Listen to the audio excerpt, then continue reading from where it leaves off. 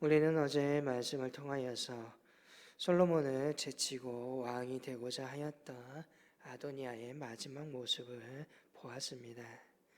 솔로몬의 자비로 말미암아 겨우 목숨을 부지하였음에도 불구하고 왕위에 대한 욕심이 그 생각을 버리지 못하여 다윗의 첩이었던 아비삭을 아내로 요구하다가 죽임을 당하였음을 우리는 압니다.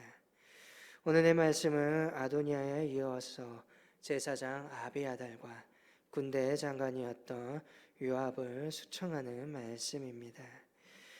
제사장 아비아달과 요압은 아도니아의 편에 서서 그의 반역에 적극 가담하였던 사람들입니다. 그럼에도 불구하고 그들은 목숨을 부지하였습니다.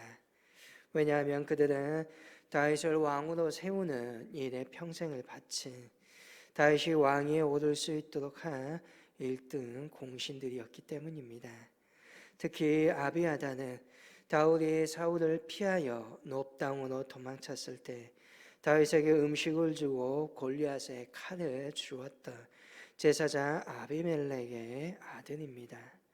이 일로 아비멜렉을 비롯한 노베 제사장들은 모두 사울 왕에 의해서 죽임을 당하고 겨우 아비멜렉의 아들이었던 아비아달 혼자만 목숨을 건져 다윗에게 왔던 인물입니다. 이 때문에 다윗은 아비아달을 제사장으로 임명하였습니다. 특별히 아비아달은 제사장이 입는 에봇을 가져와 다윗이 하나님의 뜻을 묻는 일에 도움을 주고 했던 제사장입니다. 솔로몬은 이러한 아비아달을 죽이지 못하고 그 대신 그를 제사장의 직분에서 내려놓게 합니다.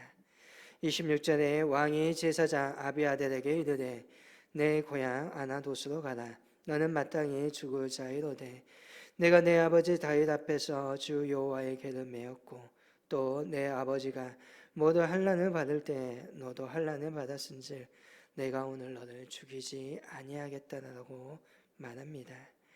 아비아달은 다윗이 힘들고 어려운 시절 다윗과 함께하여 환난과 고난을 함께하였던 동지입니다. 뿐만 아니라 그는 제사장으로 하나님의 언약의 궤를 메었던 사람입니다.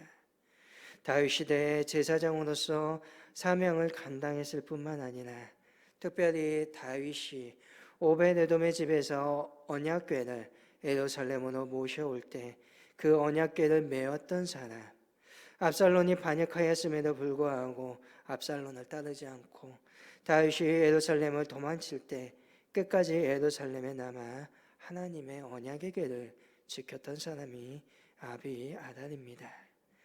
그렇기 때문에 솔로몬은 아비아달을 차마 죽이지는 못합니다. 그래서 그를 파면시키고 고향으로 돌려보냅니다.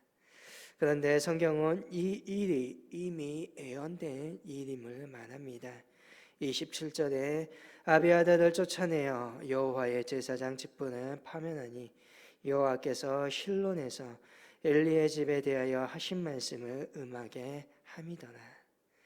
아비아달은 사실 사무엘 시대 제사장 엘리의 후손의 집안입니다.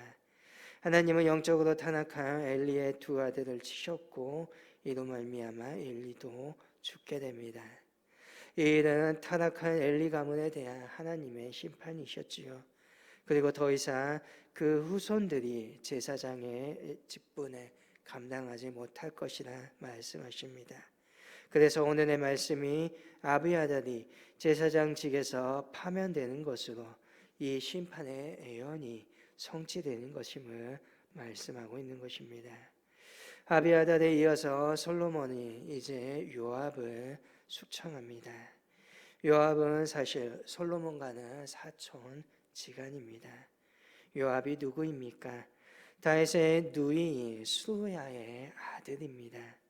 그러니까 다시 말하면 다윗은 요압의 외삼촌입니다. 요압은 사실 다윗의 조카입니다. 솔로몬과 요압은 외사촌 지간인 것이지요. 요압이 누구입니까? 사실 다윗이 그 누구보다 의존하였던 장군이었고 한편으로 또한 다윗을 믿고 누구보다 무죄한 피를 많이 흘린 사람이기도 합니다. 그는 개인적인 복수심으로 사울의 군대 장관이었던 아브넬을 죽였고 또한 자신의 정치적 라이벌이었던 유다의 장군 아마사를 비열한 방법으로 살해한 사람입니다. 무엇보다 요압은 다윗이 그렇게 신신당부했음에도 불구하고 다윗의 아들이었던 압살론을 죽임으로 공명심을 드러냈던 사람입니다. 그는 분명 다윗에게 충성을 다하였습니다. 그러나 그만큼 다윗을 믿고 권력을 믿고 방자하게 행하여 다윗의 마음에 부담감을 주었던 사람 또한 요압입니다. 그렇기 때문에 다윗은 마지막으로 숨을 거두며 솔로몬에게 요압을 처단하라고 유언을 남기는 것이지요. 아도니아가 죽임을 당하였습니다. 제사장 아비아달이 집으로 고향으로 되돌아갔습니다. 요압은 직감적으로 다음 차례가 자신임을 생각합니다. 그래서 요압은 어찌합니까? 그는 하나님의 장막으로 도망쳐서 제단 뿔을 붙잡습니다. 요압이 제단 뿔을 잡은 행동은 아도니아가 보여줬던 행동과 같습니다. 제단의 뿔, 그것은 하나님에게서 나오는 힘과 능력을 상징하는 것입니다. 이 뿔을 잡는 것은 하나님의 은혜와 보호를 호소하는, 하나님 나를 도와달라고 하는 상징적인 행위입니다. 아도니아가 제단의 뿔을 잡아 잠시 죽음을 면하였습니다. 동일하게 요압은 그 사실을 기억하고 제단의 뿔을 잡습니다. 그러나 그는 끝내 끌려나와 처형되고 맙니다. 어제의 말씀에 이어 오늘의 말씀은 솔로몬이 자신의 왕권에 가장 위협이 되는 사람들을 처리하고 있음을 이야기합니다. 그렇게 하여 솔로몬이 왕권을 튼튼히 만드는 기틀을 마련하고 있음을 보게 됩니다. 정치적인 시각으로 보며 이러한 사건들이지만 하나님의 눈으로 보면 아무렇게나 제단의 뿔을 잡고 하나님의 은혜를 구한다고 한들 그 은혜가 미치지 아니함을 보여주고 있는 것입니다. 이것은 무엇을 뜻합니까? 자신이 진정한 죄인임을 깨닫지 못하고 그저 형식적으로 제단의 뿔을 붙잡는다고 하여서 하나님께서 구원하여 주시지 않는다는 것입니다.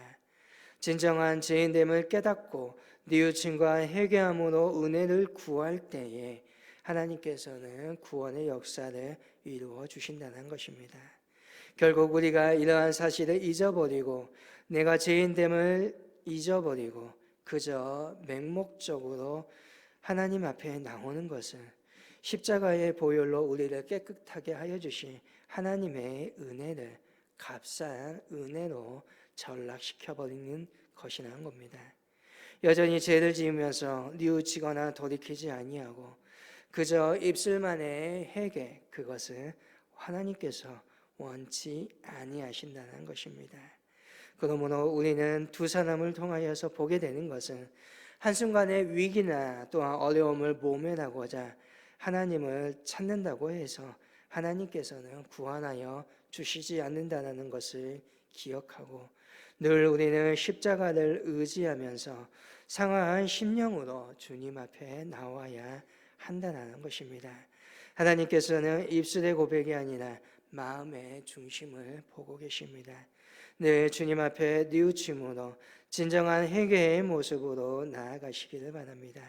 그것은 단순한 입의 고백이 아니라 내 삶을 되돌려 가는 것입니다. 내 삶을 다시금 되돌려 주님 앞에 나아가게 하는 것입니다. 그러할 때 하나님께서는 오늘 풍성한 은혜와 긍휼로 우리를 구원하여 주실 것입니다. 날마다 주 앞에 섬으로 말미암아 하나님의 놀라운 은혜가 오늘도 저와 여러분에게 충만하시기를 주님의 이름으로 간절히 소망합니다.